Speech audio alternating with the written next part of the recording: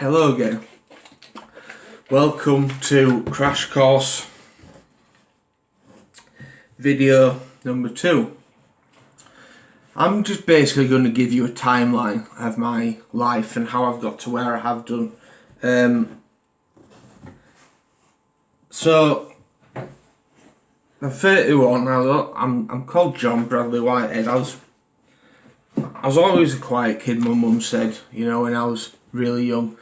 I was always a very anxious teenager. I was always worrying. My granddad used to say, "God bless his soul, miss you, Granddad," that I'd worry when I had nothing to worry about, and I did, and I didn't understand what anxiety was, so I myself couldn't label it because I was young. But then I went away to university, and that's when I think that the alcohol really caught a hold of me. I've got a gambling problem, and that happened in my gap year before uni, when I was supposed to be saving up for uni. I must have blown 7-8 grand in the casino, and that's where my gambling addiction started, and that's probably out of the two the most destructive, because it probably caused me the relationship with my first love, but I suppose I can get onto that in a separate video. So yeah, away to university, met my best mate there and all that, but self-confidence was at an all-time low. I used to drink to oblivion just to feel part of a night out. I felt like I looked horrendous. It was horrible, and my mate, and I've apologised to him since, he's a good looking lad, and he'd just have the ladies swarmed around him, and I used to take my frustrations out on him, and it were wrong of me. But anyway, I've apologised since, and he's forgiven me, just like the good man that he is.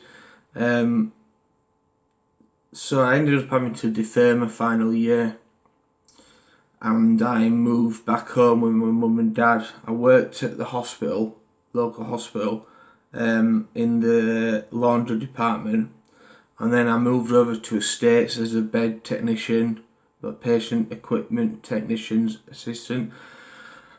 Met Philippa, who was my first and only love. It's as simple as that. But I was still, in the years leading up until that, I was drinking heavily. I think I'd had one hospital admission before I met Philippa.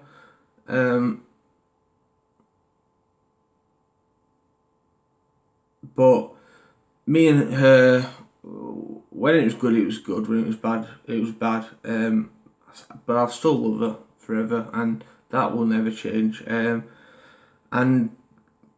things didn't go well. We broke up at some point. But anyway, in between the spell of kind of that and me being hospitalised and then institutionalised now for 3.5 years, I'd had 4 or 5 suicide attempts. 2 of them, I was in induced comas. Doctors told my dad I might not see the night through with one of them. So obviously I'm in hospital now. I've had my DBT, which is dialectical behavioural therapy. It's for PD's, personality disorders, which I've been diagnosed with, emotionally unstable, and I've got OCD as well, and then anxiety and depression that goes with that. I'm hoping to move on to supported living shortly, which is a step in the right direction. I'm ready. I need it. I'm ready to get back cooking, eating healthy, back training. Now that I've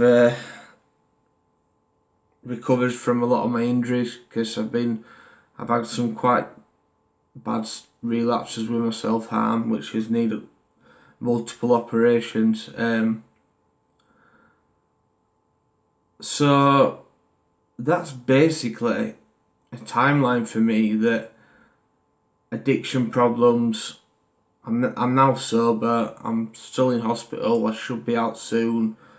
Ongoing gambling problem. Prolific self-harmer, which is again an ongoing problem. And yeah, I'm in hospital, and I'm somehow I'm here. I tried to take my own life so many times, and for whatever reason, someone up there must be looking out for me, because I'm still here. And it's just surreal to think about, really. And not in a good way. Because I know how close I became, and if it wasn't for my sister knowing me so well on both occasions, that I ended up in induced comas and working out something wasn't quite right with me, they wouldn't have gone back to my house, and yeah, I probably wouldn't be here.